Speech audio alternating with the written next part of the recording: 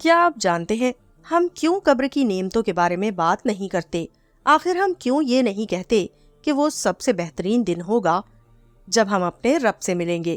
ہمیں آخر کیوں یہ نہیں بتایا جاتا کہ جب ہم اس دنیا سے کوچ کریں گے تو ہم ارحم الراحمین کے دونوں ہاتھوں میں ہوں گے، وہ رحمان جو ہم پر ماں سے بھی زیادہ مہربان ہے۔ رسول اللہ صلی اللہ علیہ وسلم نے ایک جانور کو دیکھا جو اپنا پاؤں اپنے بچے پر رکھنے سے بچا رہی تھی، تو آپ نے صحابہ رضی اللہ تعالیٰ عنہ سے فرمایا، بے شک ہمارا رب ہم پر اس ماں سے بھی زیادہ مہربان ہے۔ کیوں ہمیشہ ہمیں آخر عذاب قبر کی باتیں ہو رہی ہوتی ہیں؟ کیوں موت سے ہمیں نفرت دلائی جا رہی ہوتی ہے اور ہمیشہ موت سے ڈرایا جاتا ہے؟ یہاں تک کہ ہمیں پختہ یقین ہو گیا ہے کہ ہمارا رب ہمیں مرتے ہی ایسا عذاب دے گا جس کا تصور بھی نہیں کیا جا سکتا۔ ہم کیوں آخر اس بات پر مصر ہیں کہ ہمارا رب ہمیں صرف عذاب ہی دے گا؟ ہم یہ کیوں نہیں سوچتے کہ ہمارا رب ہم پر رحم کرے گا؟ ہم یہ بات کیوں نہیں کہتے کہ جب قبر میں مومن صالح سے منکر نکیر کی سوال جواب ہو جائے تو ہمارا رب کہے گا، میرے بندے نے سچ کہا، اس کے لیے جنت کا بچھونا بچھاؤ اور اس کو جنت کے کپڑے پہناؤ اور جنت کی طرف سے اس کے لیے دروازہ کھول دو اور اس کو عزت کے ساتھ رکھو۔ پھر وہ اپنا مقام جنت میں دیکھے گا تو اللہ سے گڑ گڑا کر دعا کرے گا، پروردگار قیامت برپا کر تاکہ میں اطمینان کے ساتھ جنت میں چلا جاؤں۔ ابو داؤد۔ ہم یہ بات کیوں نہیں بتاتے کہ ہمارا عمل صالح ہم سے الگ نہ ہوگا اور قبر میں ہمارا مونس اور غمخوار ہوگا؟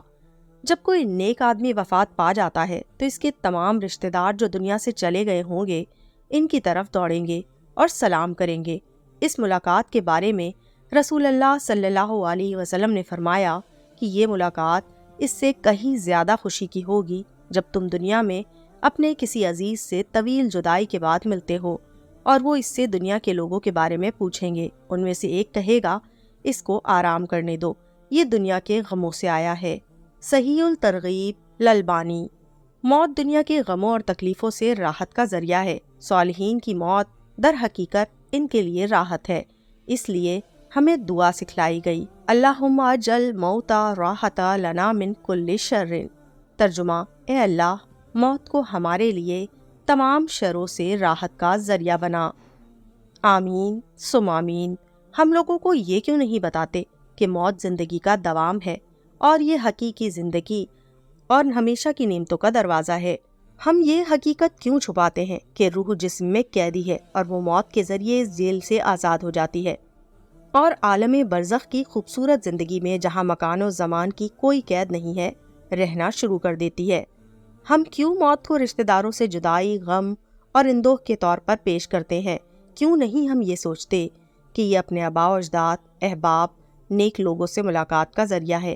قبر سانپ کا منہ نہیں ہے کہ آدمی اس میں جائے گا اور سانپ اس کو چباتا رہے گا، بلکہ وہ تو حسیناؤں کا عروس ہے جو ہمارے انتظار میں ہے۔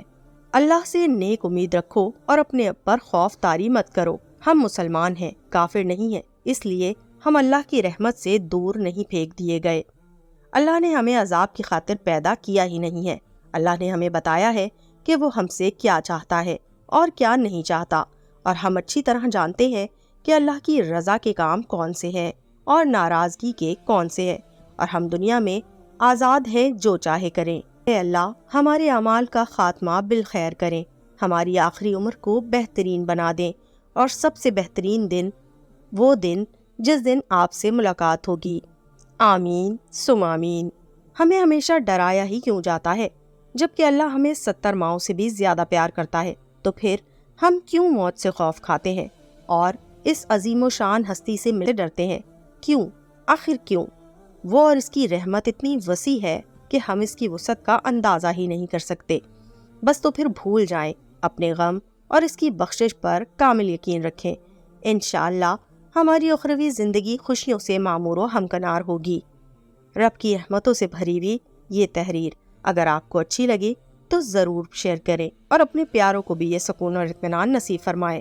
تو دوستوں، میں امید کرتی ہوں میری آج کی ویڈیو آپ کو پسند آئی ہوگی۔ اگر آپ کو میری آج کی ویڈیو پسند آئی تو ہمارے چینل معلومات کو لائک کیجیے اور شیئر کیجیے اور بیل آئیکن دبانا بالکل مت بھولیے تاکہ ہر نئی آنے والی ویڈیو کی نوٹیفیکیشن آپ کو مل سکے۔ اللہ حافظ۔